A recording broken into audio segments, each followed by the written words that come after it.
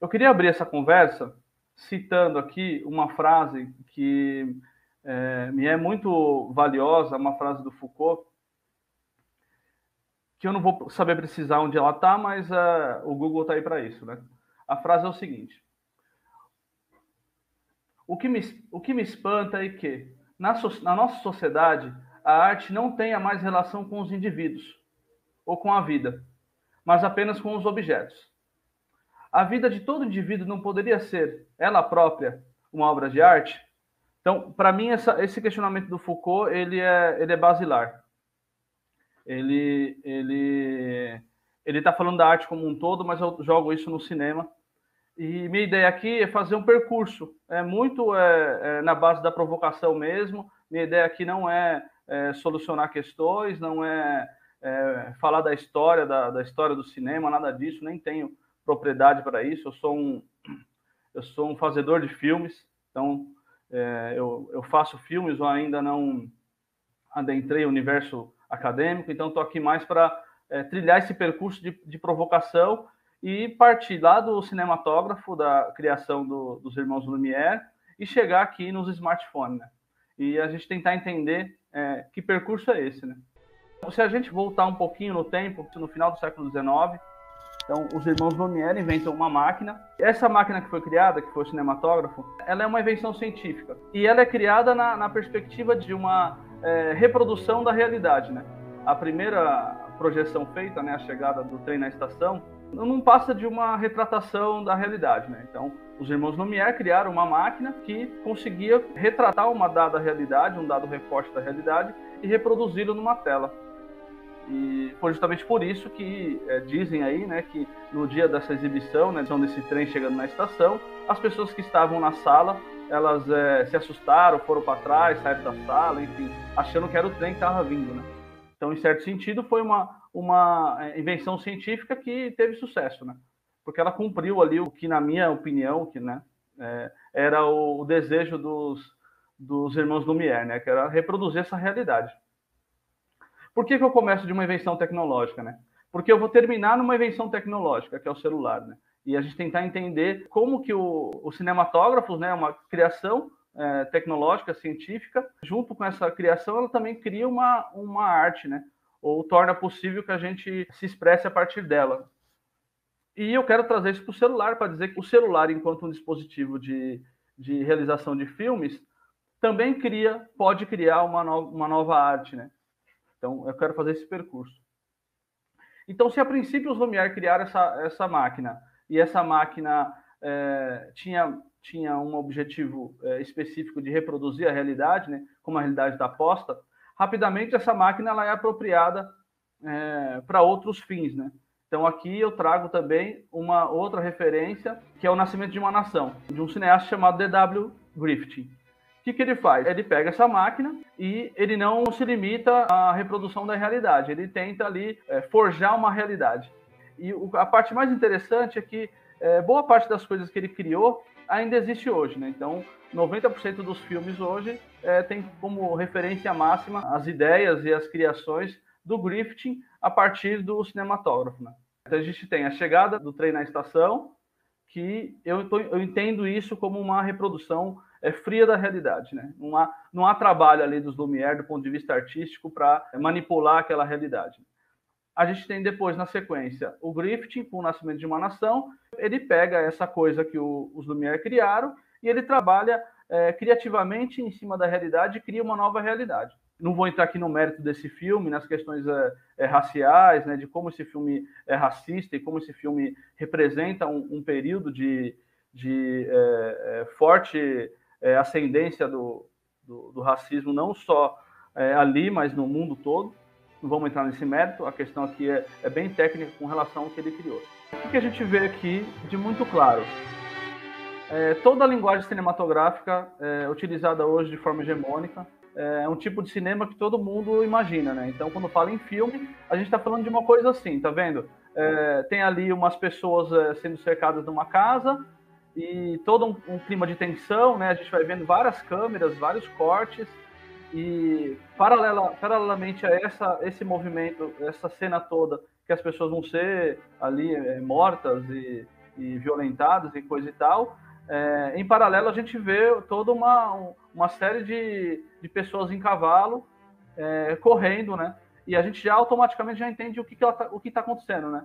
Então, essas pessoas estão nessa casa e aqueles cavalos estão correndo em direção a essa casa, que é o que denominou-se depois como montagem paralela, né? São duas cenas acontecendo ao mesmo tempo, mas que elas estão relacionadas. Mas nós estamos falando de mais de um século atrás, né? É exatamente a mesma coisa que tem em todos os filmes que estão no cinema hoje, né? É isso, né? Montagem paralela, olha lá, tem todo um clima de tensão que vai aumentando. Então, esse filme, toda uma construção imagética para nos dar uma impressão de realidade, né? A gente embarca nessa história que ele está contando a partir das imagens, porque tem toda uma relação entre imagens que forja uma realidade. Então, a gente embarca nisso. Isso começa, em certo sentido, aqui, no Nascimento de uma Nação. Para mim, é muito importante trazer o Griffith para a gente entender uma história que tem ali mais ou menos começo, meio e fim, personagens ali que vão entrar em conflito, é como se fosse um livro, uma literatura que é filmada. Quando eu falo de cinema hegemônico, eu estou falando sobre tudo disso. O que as pessoas imaginam quando elas pensam no cinema? Elas imaginam isso.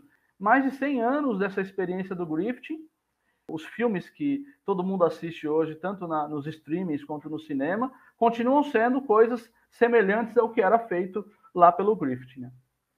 Só que não foi só esse tipo de cinema que foi criado nesse período, né? Eu vou mostrar agora o Viagem à Lua do Méliès, que vai pegar a criação dos Lumière e tratá-la de um outro jeito. A chave do Méliès não é forjar uma realidade, né? A gente já vê que ele tem elementos aí ligados no fantástico, né? Então, a preocupação dele, de modo algum, é retratar a realidade como a gente enxerga, né? Ele está propondo uma outra coisa, uma caracterização dos personagens bastante fantástica, né? Bastante estereotipada. Não tá no horizonte de expectativa dele fazer com que a gente acredite que isso aí está acontecendo mesmo, né? Ele pega essa invenção e faz com ela uma outra coisa, né? E vai testando os limites dele, que em última instância é o que eu vou propor lá no final, quando for falar do celular, né?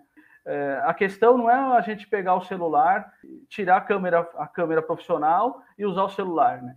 A questão é a gente pegar o celular e expandir os limites da linguagem.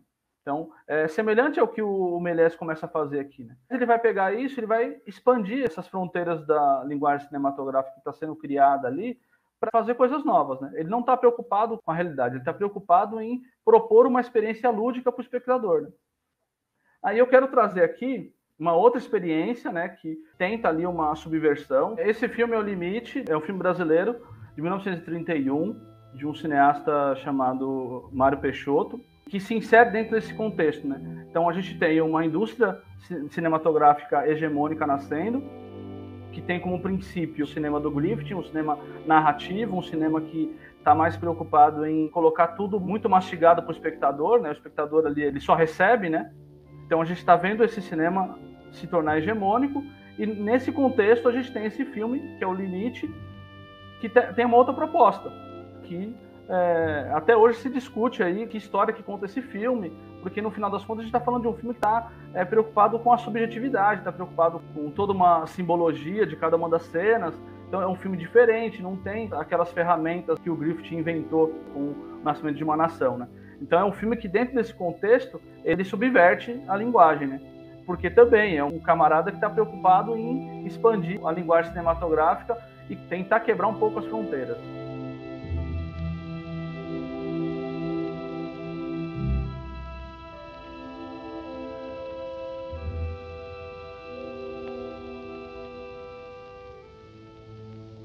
Uma outra experiência, né, que para mim tenta ali uma subversão, que é o caminho que eu quero, por onde eu quero trilhar, que é o Cão Andaluz. É muito interessante a gente perceber nesse filme quais são as preocupações dele, né? Para mim não interessa muito aqui que história que ele está contando, mesmo porque há várias discussões também de que história conta esse filme. Mas o que me interessa aqui é justamente essa liberdade que ele toma, né? De pegar essa linguagem e subvertê-la completamente. Então, toda uma estrutura formal que o Griffith criou lá de como se conta uma história a partir de imagens, né? Como que uma imagem vai se conectando com outra. Nesse filme, ele vai quebrando essas regrinhas, né? E por que para mim que é importante trazer esses dois filmes, tanto O Limite quanto O Cão Andaluz? Para mostrar que mesmo nesse contexto onde a indústria hollywoodiana está se fortalecendo e onde o cinema hegemônico ele está ganhando força, existem outras possibilidades de cinema, né? Para mim, o que mais importa é a gente entender que no decorrer de todos esses mais de 100 anos que passaram, existiram vários tipos de cinema. E, por algum motivo, esse cinema que a gente conhece hoje, que é o que está no cinema, está lá, quem for em qualquer sala de cinema vai ver esse tipo de filme, né? Esse tipo de filme narrativo, que tem mais a ver lá com o Griffith. Mas no decorrer da história do cinema, existiram outros cinemas, né? Existiram pessoas e realizadores ali que tentaram subverter a linguagem que o Griffith, em certo sentido, acabou formalizando, né? E aí, chegando mais para próximo da gente, do ponto de vista conceitual e ideológico até, eu queria trazer também uma ideia que vem fazendo muito parte da minha produção cinematográfica, que é a ideia de Handmade, criada lá pelo Duchamp, lá em meados do século XX. Ele pegou um mictório, virou esse mictório do avesso e colocou numa exposição de arte. Então, esse mictório que já estava pronto, que já era um objeto pronto, ele transforma isso numa obra de arte, simplesmente deslocando esse objeto para dentro de uma exposição. Então, a ideia central do Handmade é isso, você usar objetos que já existem, mudá-los de contexto, transformando eles em obra de arte. É claro que tem todo um contexto de crítica do Marcel Duchamp sobre a questão da arte, sobre o que é arte e o que não é. E eu trago isso para cá por quê? Porque tem um camarada que também fez isso no cinema, né? Que fez isso no cinema, que é o Godard, né? O último filme dele, que é o Imagem e Palavra, para mim é um exemplo claro do Handmade, né? Porque ele pega ali um monte de imagens que já existem e ele pega tudo isso e faz um filme. Tem algumas fotos, cartazes de outros filmes, e ele pega todas essas imagens e vai dando uma estrutura narrativa que é dele, né? Mas a gente percebe que as imagens estão conectadas. Tem uma frase que eu ouvi dele numa série documental que também para mim é muito importante, que tem a ver com esse filme e tem a ver com todo esse percurso rápido que a gente está fazendo. Que ele diz lá o seguinte: não importa de onde você tira as coisas, e sim para onde você as leva. Que é um resumo desse filme, né? No final do filme não existe uma lista do que são cada imagem, né? Não tem isso. Porque para ele não interessa. Para ele não interessa de onde vem as imagens e o que conta cada imagem individualmente. Para ele o interessante é o que todas as imagens contam ao mesmo tempo para o espectador, né? E aqui, de novo, eu faço uma diferenciação desse tipo de cinema com o tipo de cinema do Griffith. Porque esse tipo de cinema é um cinema onde o espectador ele é coautor, ele está olhando para o filme e ele vai construir seu próprio filme a partir do que ele está vendo. E o que é o importante disso? É que a linguagem cinematográfica ela é múltipla e infinita. Ela não existe só uma forma de se fazer cinema, existem várias formas. Então, por que eu vou pegar um celular e fazer a mesma coisa que a gente já está fazendo há mais de um século? Então, eu quero usar essas pessoas, esses indivíduos, para mostrar para a gente que outros cinemas são possíveis, né?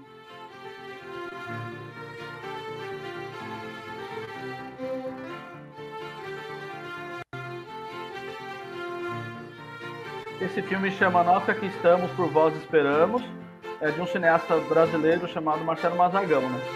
Então a gente percebe, também é um filme com imagens de arquivo, né?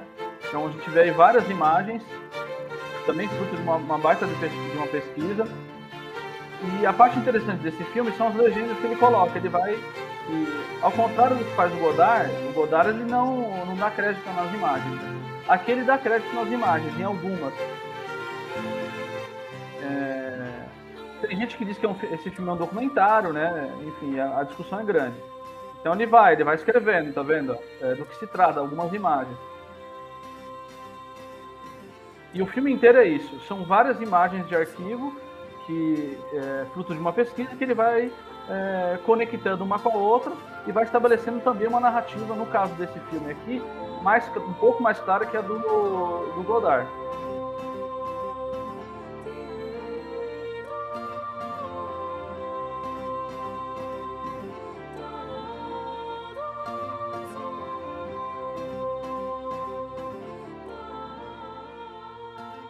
Agora, qual é a parte interessante desse filme? Que boa parte do que ele escreve é mentira, não é ele que inventou. Então, a gente assistindo o filme, o filme nos dá uma impressão que é um documentário, né, um documentário classicamente falando, tem toda essa música, a gente vai embarcando nessa narrativa, e tem esses letreiros, né? Então ele mostra a foto de uma pessoa e fala lá, fulano de tal lutou na guerra e, sei lá, tomou 3 tiros, enfim. Ele vai falando coisas, ele vai colocando legendas, né? Vai dando crédito para essas imagens. Como eu disse, ao contrário do que o Godard. Só que a grande parte desses créditos ele inventou. E ele não diz no final, ele não coloca no final ou no começo, né? Os créditos das imagens são parte de uma ficção. Ele não fala nada disso, ele vai fazendo o filme e tá tudo ok. De novo, ele subverte aquela lógica de você explicar as coisas para o espectador e deixar o espectador tranquilo quanto ao que ele está vendo. Aqui ela é abolida. Óbvio, eu também, a primeira vez que eu assisti o filme, eu não sabia disso, né? A gente vai embarcando nessas histórias, só que o filme cria ruídos, e em alguns momentos você fica na dúvida, você fala, putz, será que é isso mesmo? Porque algumas informações são tão precisas que você pensa, pô, será que é verdade isso? Será que não é? Então, o filme te gera dúvidas, o filme não te gera certezas, né? O cinema é um negócio amplo, que tem muito mais a ver com a forma como a gente vê o mundo do que com essas fórmulas e esses formatos que a gente aprendeu que são os únicos, né?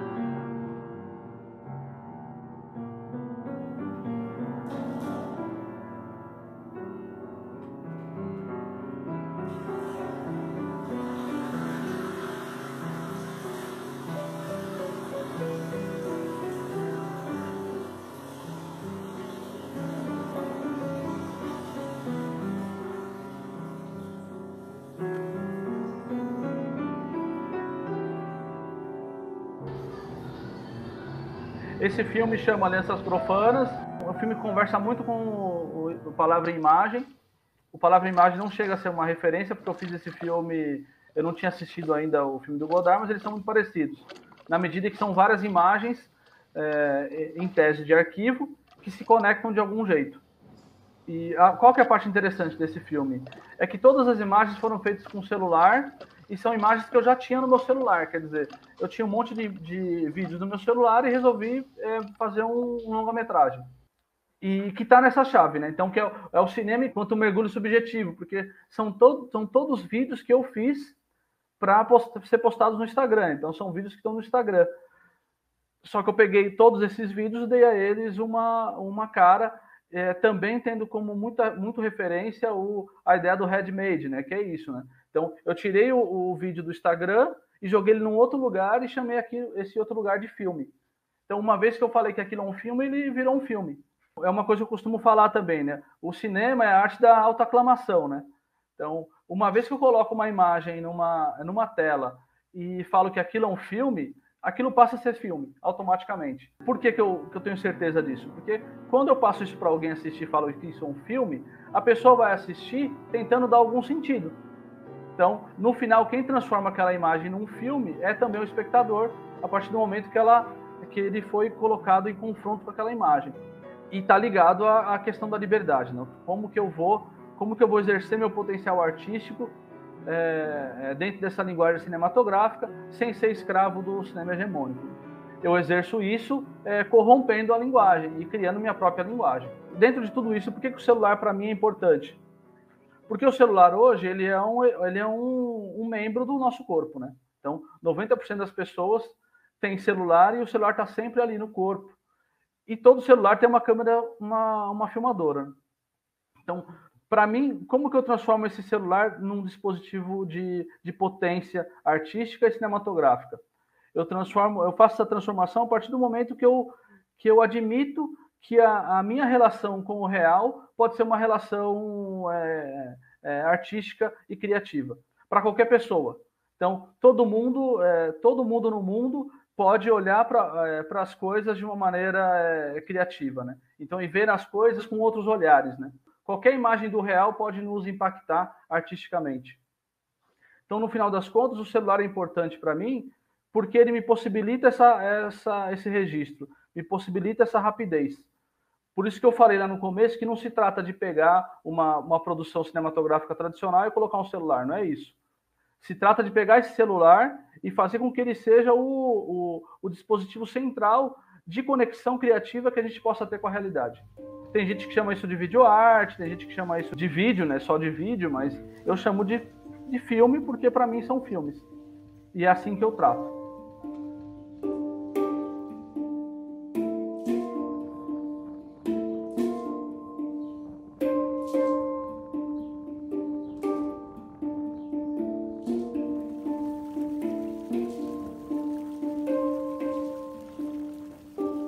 O cinema é uma forma de estar no mundo. Então, eu estou no mundo a partir do cinema. E eu trago o cinema também como uma prática da liberdade, no sentido de que todo mundo pode fazer cinema.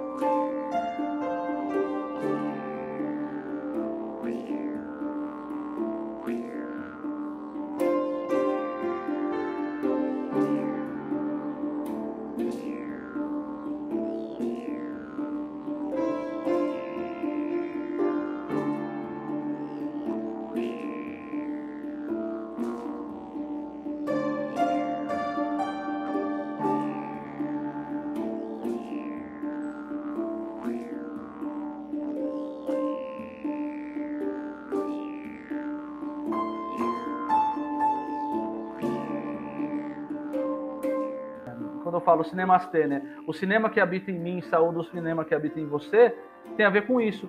Porque todo mundo tem o cinema dentro de si. O cinema é uma forma de se relacionar com o planeta.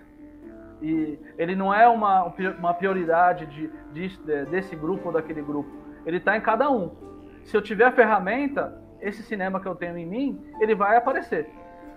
E na minha opinião, por enquanto, a única forma disso acontecer é via o celular.